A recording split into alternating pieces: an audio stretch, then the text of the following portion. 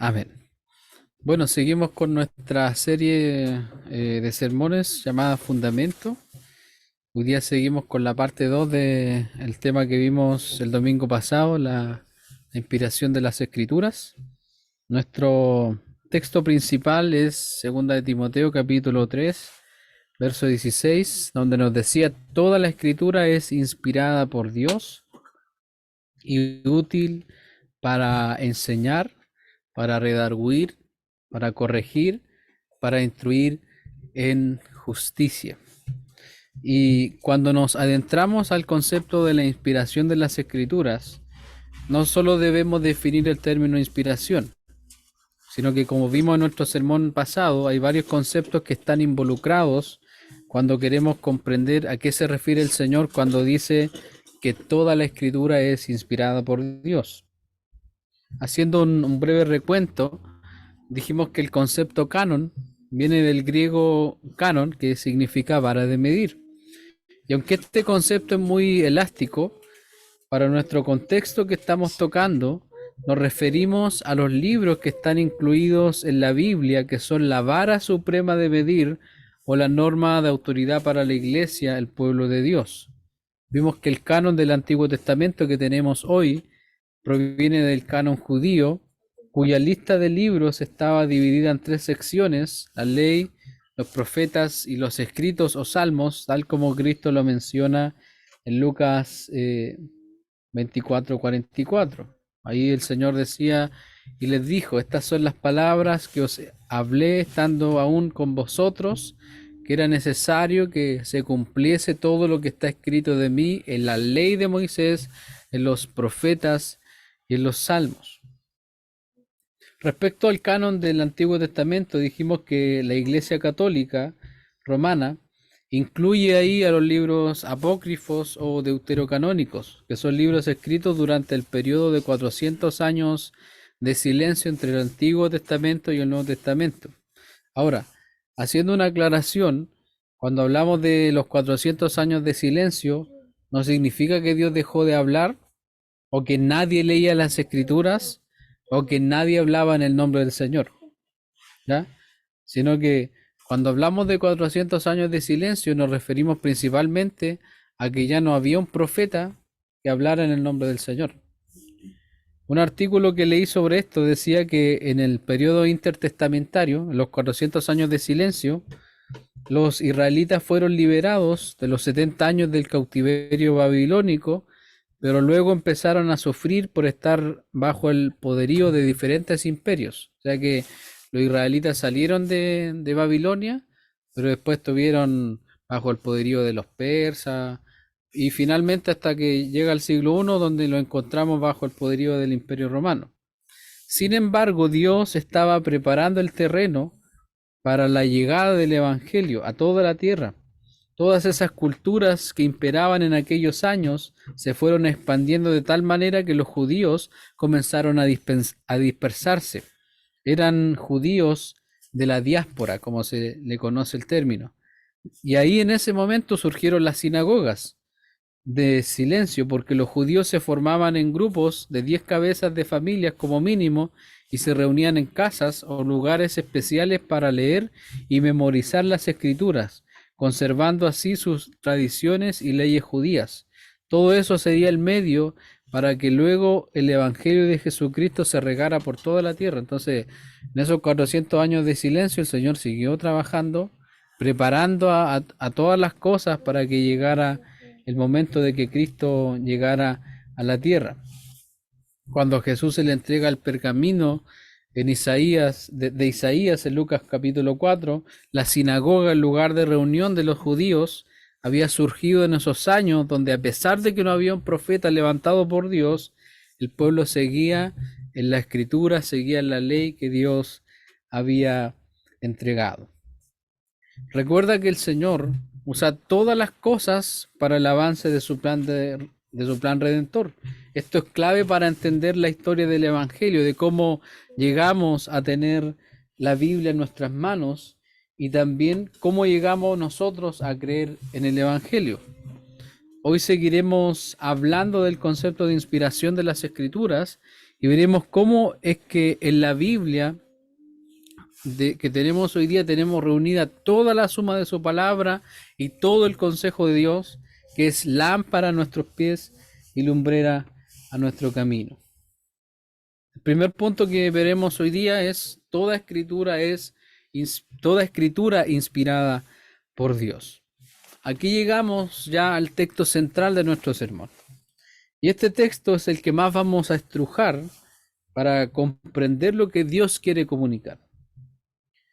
Entonces, primero que todo, necesitamos hacer un análisis del texto en su idioma original. El Nuevo Testamento fue escrito en griego. El griego en el siglo I era como el inglés hoy día, era como el idioma de la época. En el texto original, ese artículo que ustedes ven ahí, ese artículo la, no está presente. Por lo tanto, debemos leerlo como toda escritura. Incluso deberíamos leerlo, toda escritura inspirada por Dios y útil. Y el alcance aquí es más general. No se limita solamente al Antiguo Testamento, que para aquel tiempo ya estaba escrito totalmente. Para el siglo I, donde fue escrito Segunda Timoteo, el Antiguo Testamento ya estaba escrito. Sino que cuando el texto dice toda escritura, también se refiere a los escritos que en aquel tiempo se estaban redactando y que en el futuro serían parte de toda escritura inspirada por Dios. En aquel momento, cuando Pablo escribe, ahí por el 60 por ahí, como dijimos en la predicación anterior, todavía no estaba escrito ni siquiera el Apocalipsis. El Apocalipsis fue escrito unos 30 años más tarde que Segunda de Timoteo. Entonces, la palabra que se usa en griego para escritura es grafé.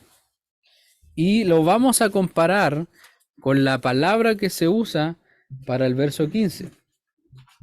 Y fíjense aquí.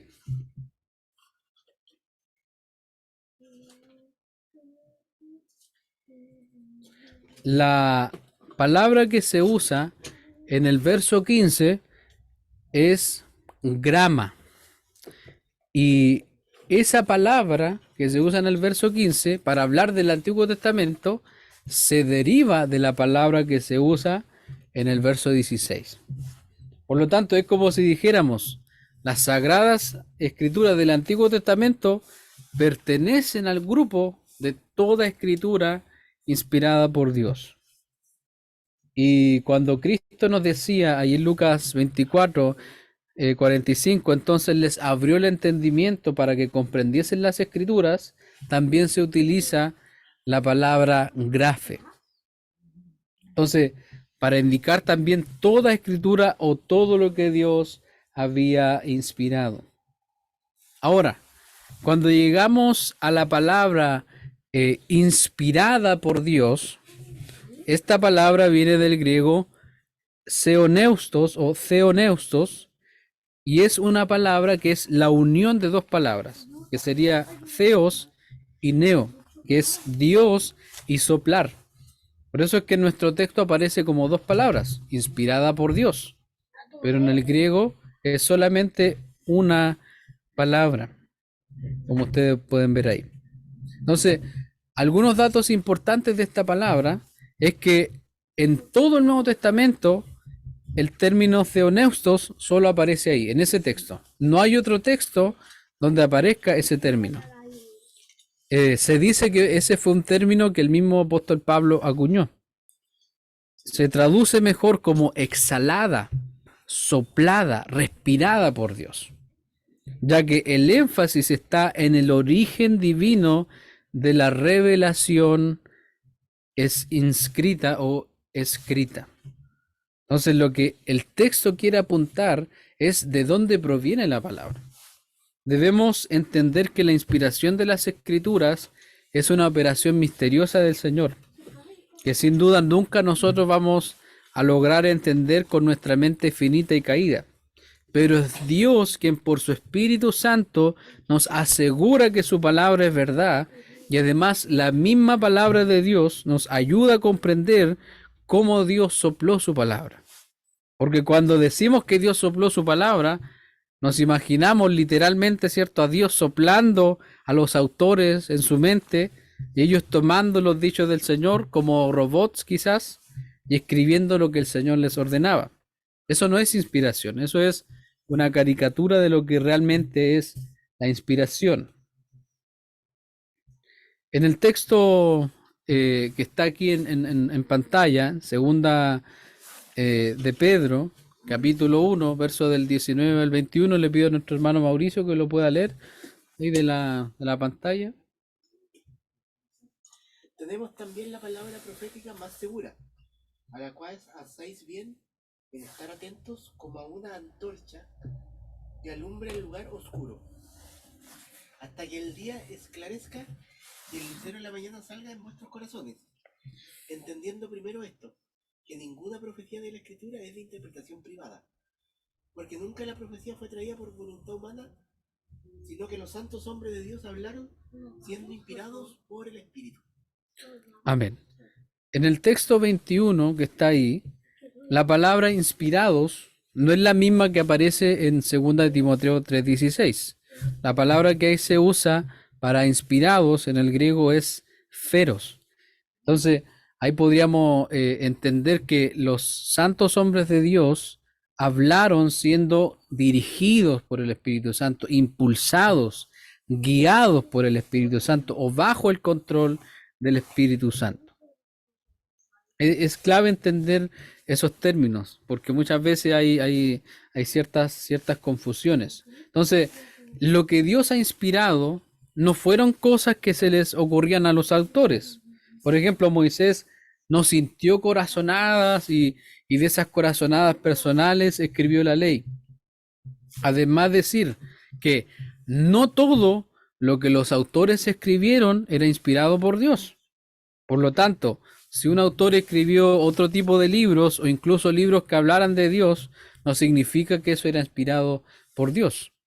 Es como que si alguno hoy día de nosotros escribiera algo relacionado con Dios, obviamente eso no va a ser inspirado por Dios. Habla de Dios, nos puede ayudar a entender de Dios, pero no es inspirado por Dios y tampoco deberíamos introducirlo en la Biblia. Y aquí yo les voy a dar un ejemplo. El primer libro de Reyes, en el capítulo 4:32, dice que Salomón compuso 3000 proverbios y sus cantares fueron 1005. ¿Cuántos cantares de Salomón hay en la escritura?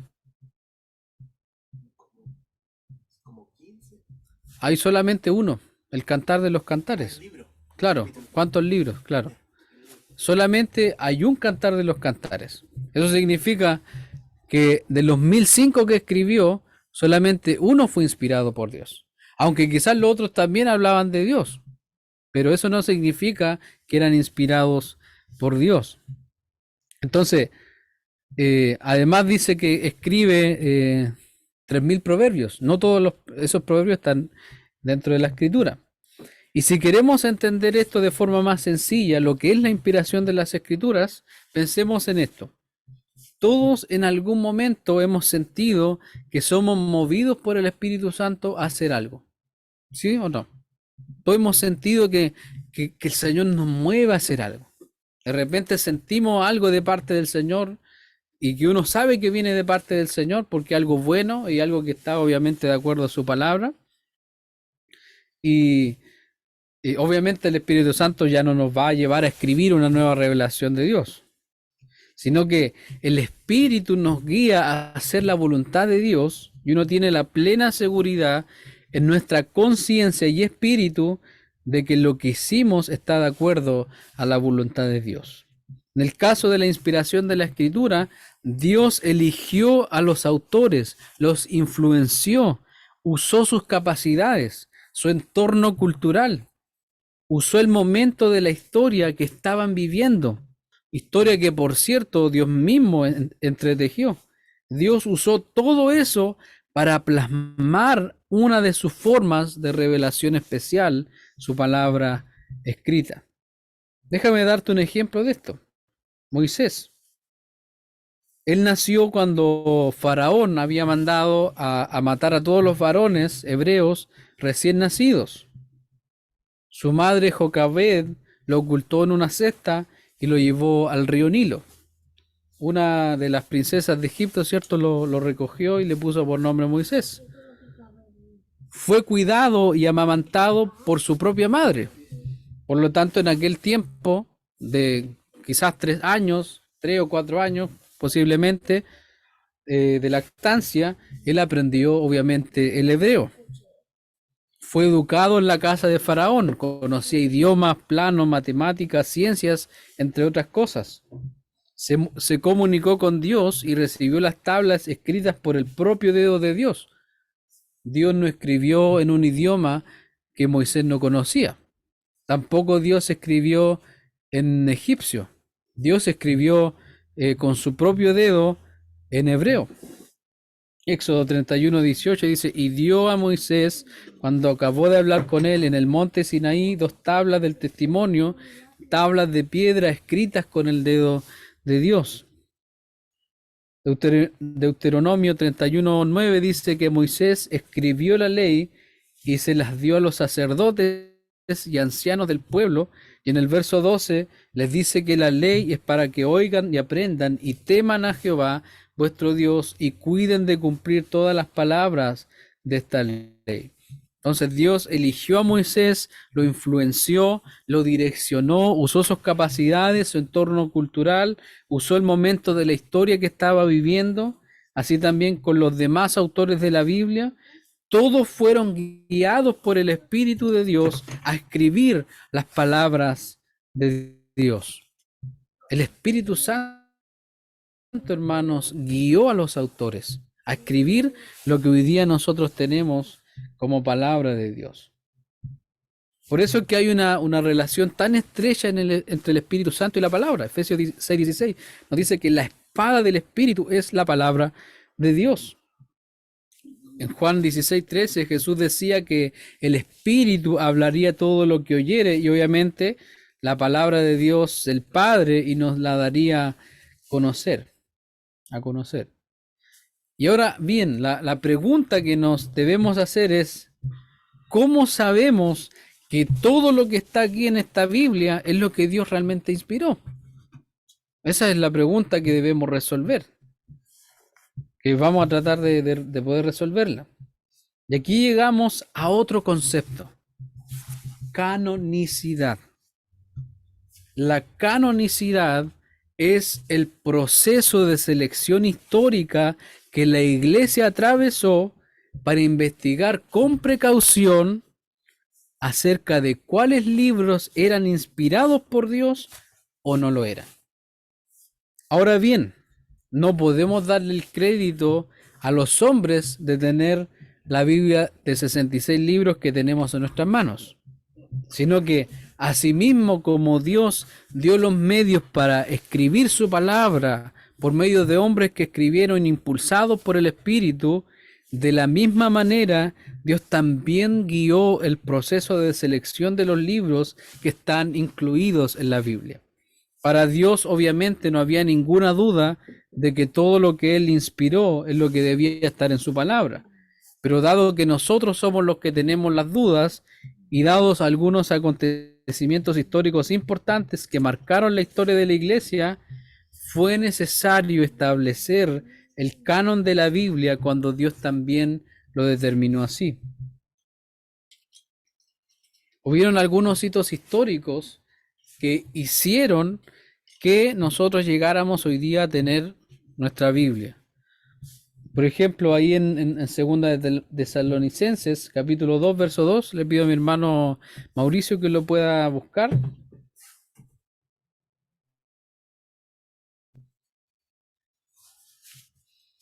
Segunda de Tesalonicenses, capítulo 2, verso 2, que también nos da luces de por qué se hizo necesario llegar al canon que hoy día tenemos.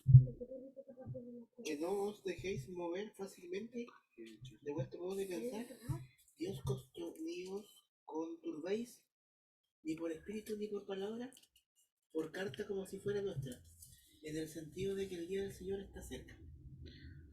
Si ustedes se fijan, ahí el texto decía, no se dejen mover fácilmente ni por carta como si fuera nuestra. Es decir, ya en el siglo I habían cartas falsas, por ahí con el supuesto sello apostólico, y no eran una ni dos, sino que eran miles de cartas falsas las que habían ahí circulando. Y obviamente no le decían ya yo soy el hereje Juanito Pérez, sino que yo soy el apóstol Pablo y esto es palabra de Dios. Así lo firmaban los herejes, aquellos que no tenían el Evangelio. También habían falsos evangelios que hablaban, por ejemplo, de la infancia de Jesús, uno que incluía una historia de Jesús teniendo una relación amorosa con María Magdalena. Durante el siglo II también se levantó la herejía gnóstica, que asociaba el bien con el espíritu y el mal con la materia o las cosas creadas.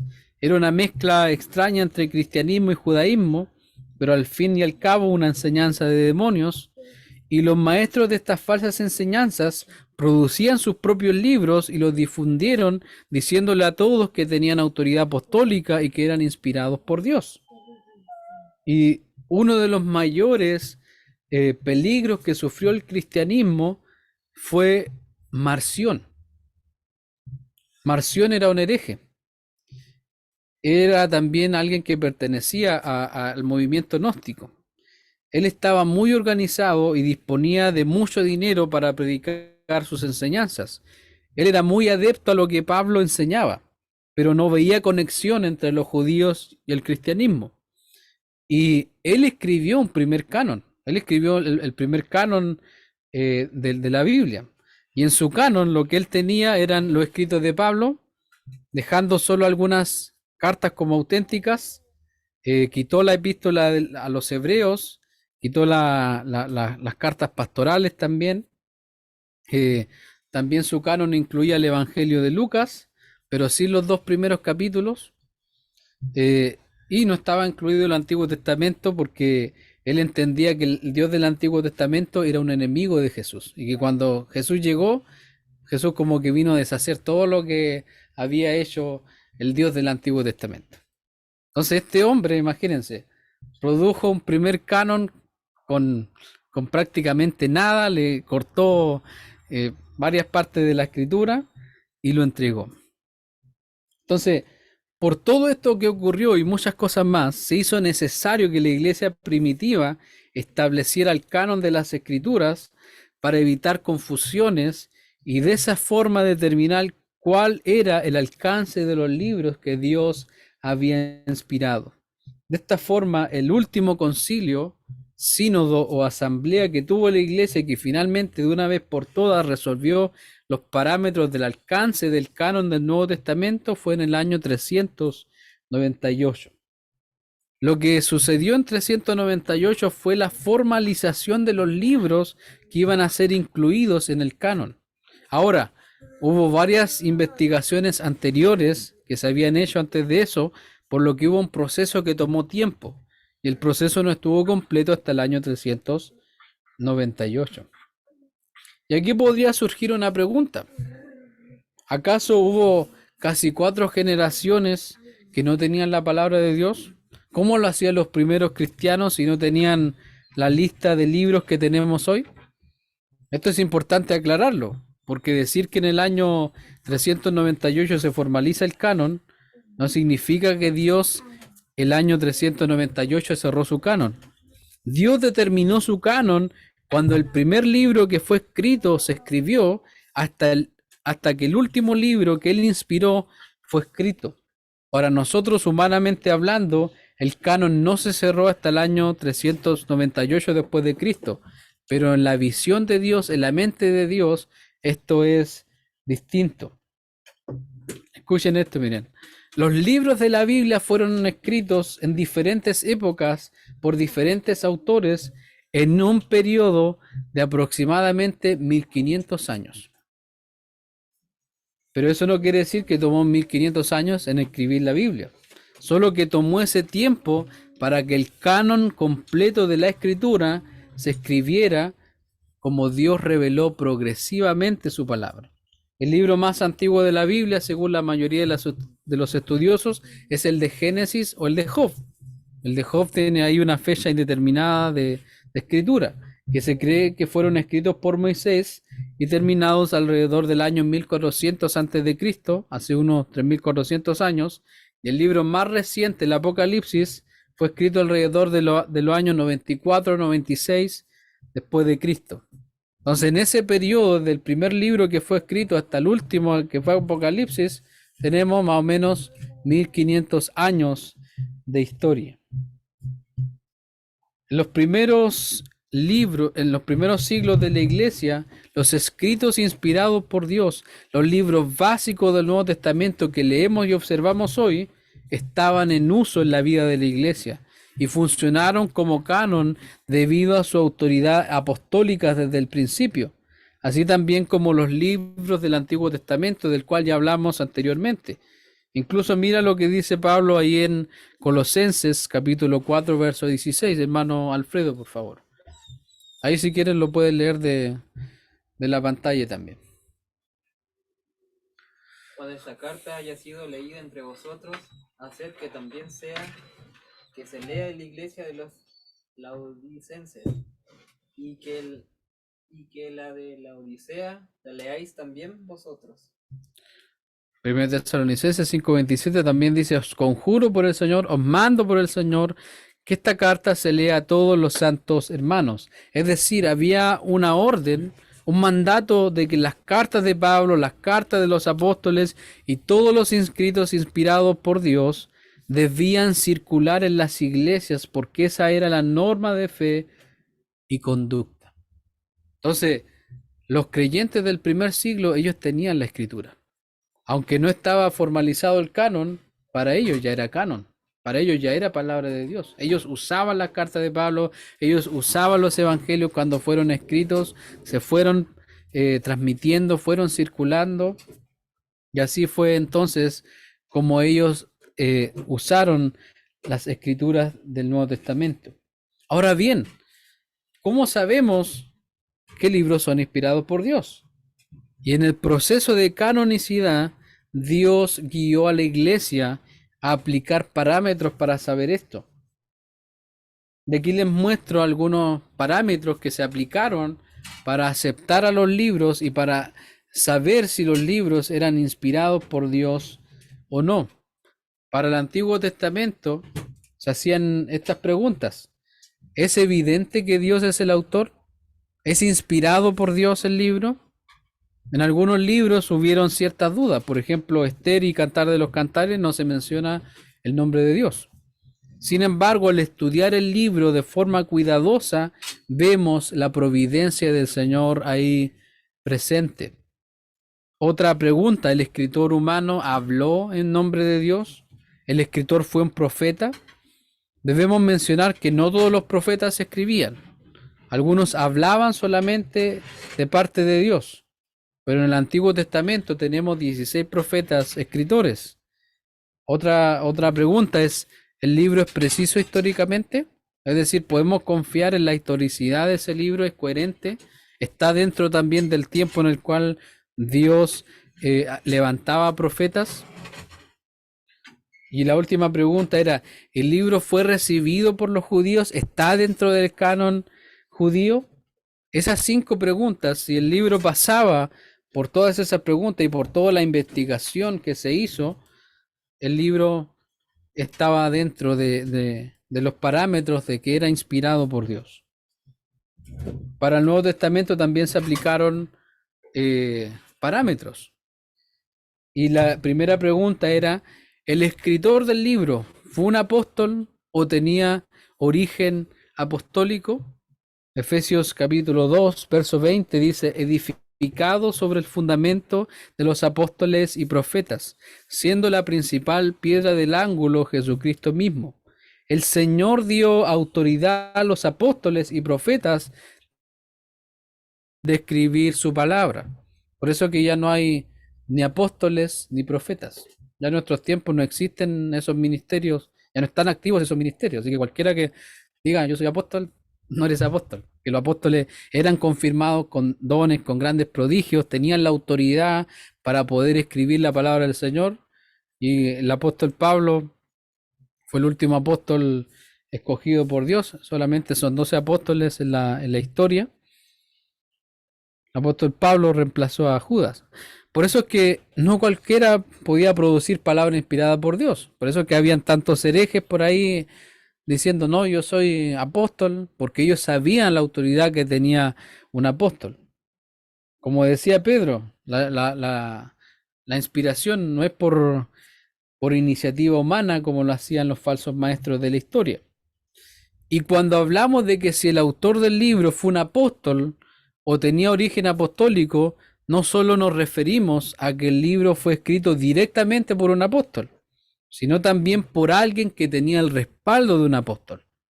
Por ejemplo, tenemos los evangelios, los 4 evangelios, Mateo, Marcos, Lucas y Juan. Mateo y Juan eran apóstoles, pero Lucas y Marcos no eran apóstoles. Sin embargo, la escritura también nos dice, y la historia, por ejemplo, ahí en 2 de Timoteo 4:11, Pablo decía, solo Lucas está conmigo, toma a Marcos y tráele contigo porque me es útil para el ministerio.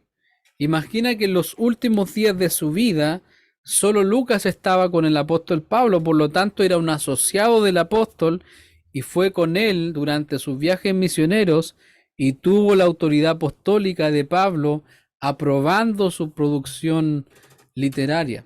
Es decir, que el Evangelio de Lucas está aprobado por el apóstol Pablo. Y mira lo que el apóstol Pedro dice de Marcos. Primera de Pedro 5:13 dice, la iglesia que está en Babilonia, elegida juntamente con vosotros, y Marcos mi hijo, os saludan. Entonces la autoridad de Pedro estaba detrás del Evangelio de Marcos y la autoridad de Pablo estaba detrás del Evangelio de Lucas. ¿Se dan cuenta, hermanos? ¿Se dan cuenta de cómo todo tiene sentido? Lo que hoy día tenemos tiene sentido. La otra pregunta que hacían era, ¿fue el libro recibido por la iglesia primitiva? Decíamos que las cartas y los libros no solo eran para una iglesia en específico, sino que debían circular por las iglesias. Incluso Pedro habla ahí de las epístolas de Pablo.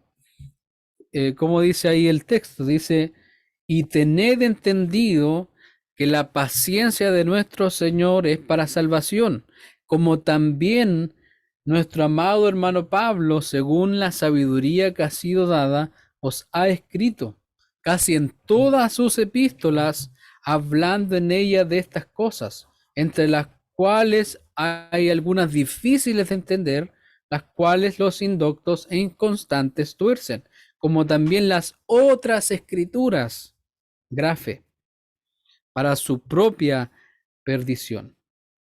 Se dice que segunda de Pedro fue escrita poco antes de la muerte del apóstol Pedro. Y si se dan cuenta, tanto en la última carta escrita por Pedro como en la última carta escrita por Pablo, se enfatiza y Dios llama a los creyentes a estar aferrados, a estar atentos a las sagradas escrituras, a la palabra de Dios. Y el último parámetro era, ¿el libro dice la verdad acerca de Dios sin error ni contradicción? Es decir, lo que el libro enseña es la palabra de Dios. La doctrina que enseña es consistente con lo que enseñan las escrituras. Cabe decir que algunos libros que hoy día tenemos estuvieron en debate.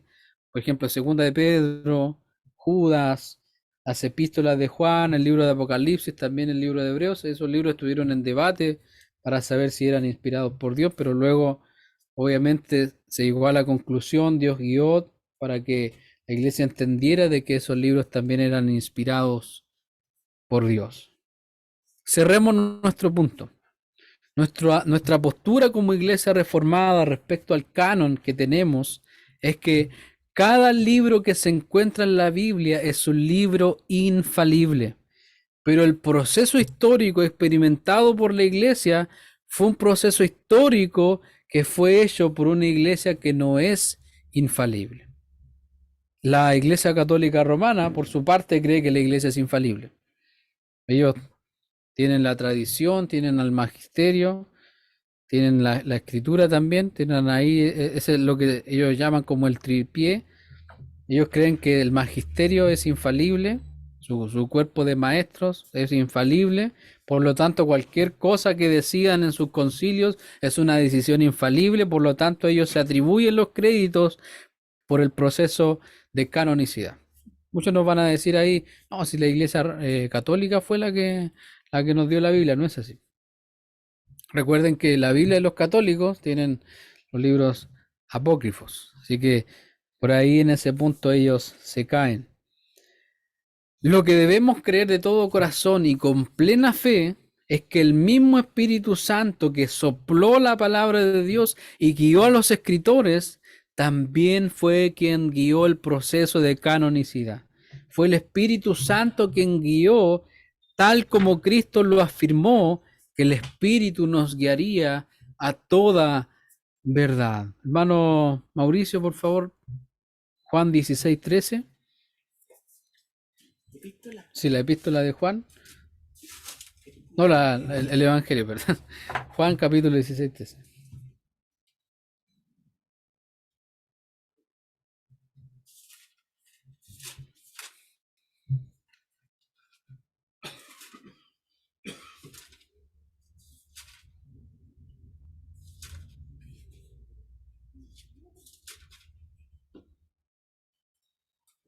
Pero cuando venga el Espíritu de verdad, Él os guiará a toda la verdad. Porque no hablará por su propia cuenta, sino que hablará todo lo que oyere y os hará saber las cosas que habrán de venir. Amén. Por lo tanto, estamos plenamente convencidos de que Dios guió a la iglesia. El Espíritu guió a los creyentes para tomar las decisiones correctas en cada punto. A sus escogidos durante la historia para que cada libro inspirado por Dios esté en nuestras manos, para que la suma de su palabra, como dice el Salmo 119, 160, para que toda escritura inspirada por Dios hoy esté en la Biblia. Esa debe ser nuestra seguridad.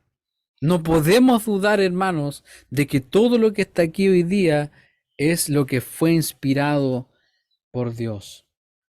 Y ahora quiero, hermanos, que por un momento imagines al apóstol Pablo desde la prisión, escribiendo la carta de segunda de Timoteo en sus últimos días de vida, luego de haber experimentado tantas cosas por la causa de Cristo, ahora lleno del Espíritu, más cerca de conocer, a punto de ver a Cristo cara a cara y conocerlo completamente, y escribiendo su última carta al joven Timoteo, Dios utilizando sus circunstancias. Este apóstol que era de la tribu de Benjamín, que en su pasado había sido fariseo, es decir, un experto en la ley de Dios, pero que luego entendió que la ley, que el Antiguo Testamento nos llevaba a Cristo en lugar de proveer salvación por obras. Vemos cómo Dios lo guía para que en su última carta declarara a Timoteo y a la iglesia de Dios de todos los tiempos que toda la escritura es inspirada por Dios y útil para enseñar, para redarguir, para instruir en justicia, a fin de que el hombre de Dios sea perfecto, enteramente preparado para toda buena obra. Aquí vemos este texto inspirado por Dios, que salió de un hombre apasionado, guiado enteramente por el Espíritu Santo, con una mezcla de sentimientos en su vida, con una preocupación pastoral por Timoteo, aunque Pablo sabía que su carta no solo era para Timoteo, sino para todos los santos de todas las edades. El Señor en su sabiduría en los últimos días de Pablo lo guió a hacer ese énfasis en aspectos fundamentales para nuestra fe. Guió al apóstol a escribir las palabras que hoy nos proveen un fundamento sólido. Y Pablo en el verso 14 le da la orden a Timoteo de lo que él debía hacer con las sagradas escrituras.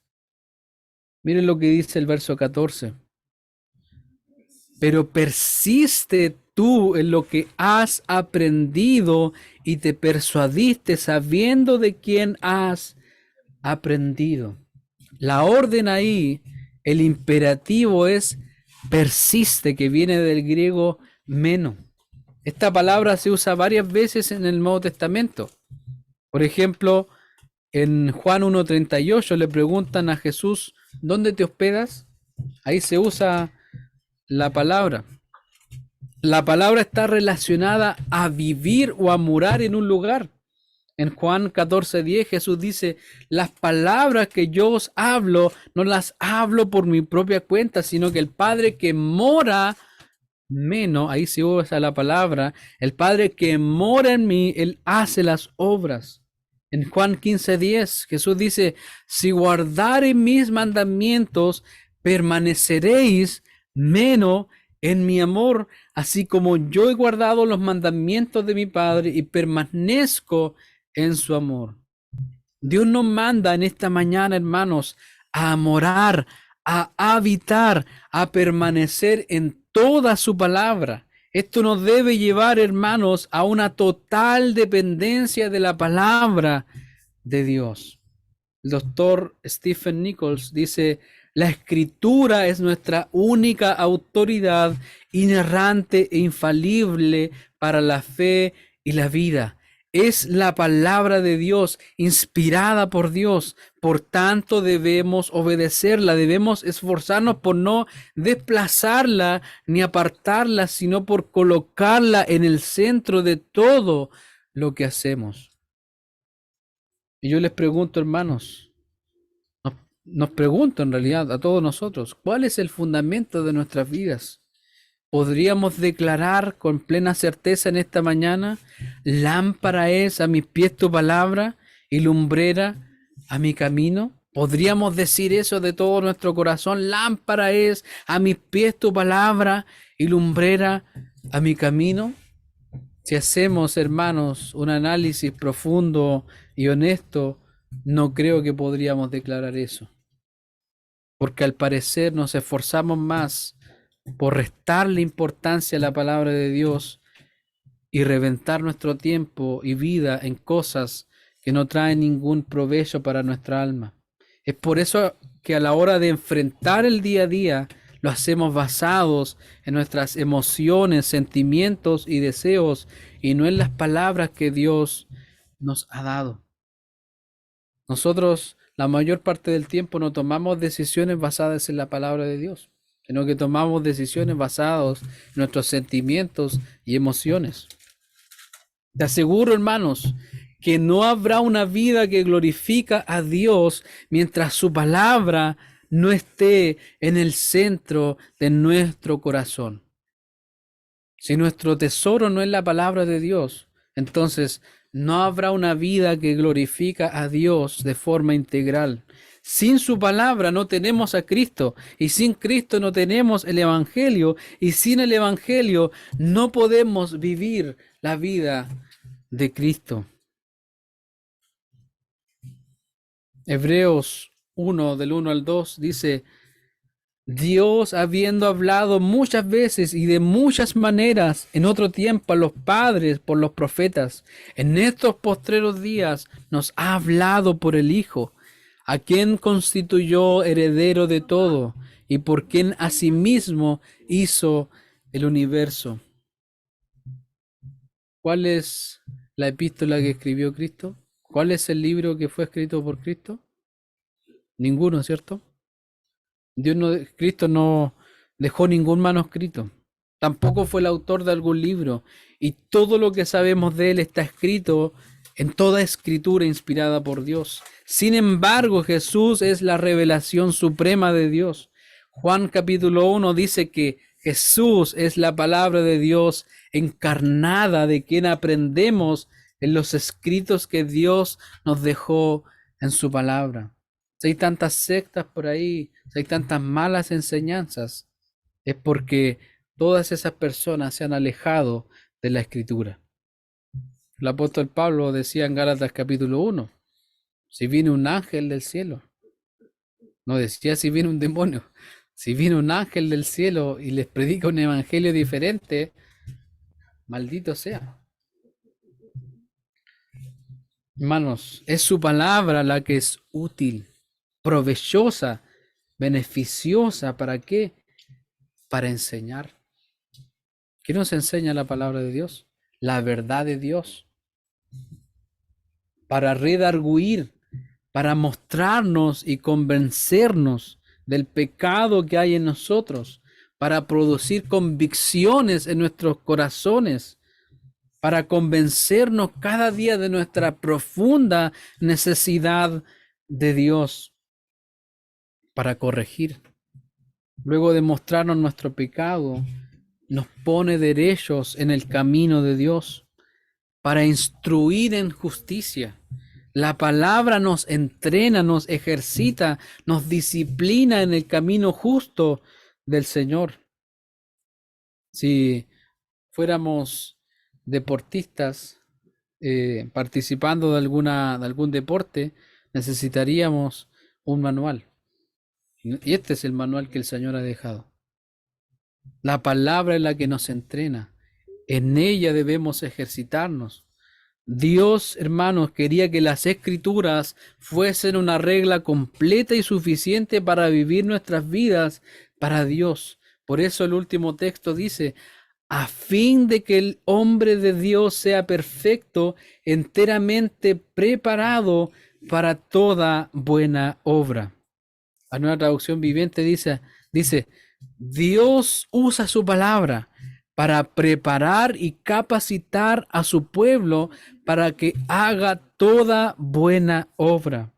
La traducción del lenguaje actual dice, de ese modo los servidores de Dios estarán completamente entrenados y preparados para hacer el bien. ¿Quieres ser un creyente totalmente equipado para hacer el bien? ¿Para vivir el evangelio? Todos queremos eso. Todos deseamos eso. Queremos ser cristianos completamente equipados. Yo necesito ser un creyente equipado. Tengo una esposa que debo amar, tengo una hija que debo amar, tengo una iglesia que debo pastorear, una familia de la cual preocuparme, y eso no lo voy a lograr si sigo los estándares de este mundo. Lo que necesito es la escritura, lo que necesito es la palabra de Dios. ¿Quieres ser un creyente totalmente equipado para hacer el bien, para vivir el evangelio? Entonces comienza desde hoy a sumergirte en la palabra que fue soplada por el todopoderoso Dios, por el omnisciente Dios. Dios ya ha hablado. Dios ya ha hablado aquí en su palabra. Y ahora, ¿vas a obedecer su voz? ¿Vas a obedecer su palabra? Amén, hermanos. Dios nos desafía en esta mañana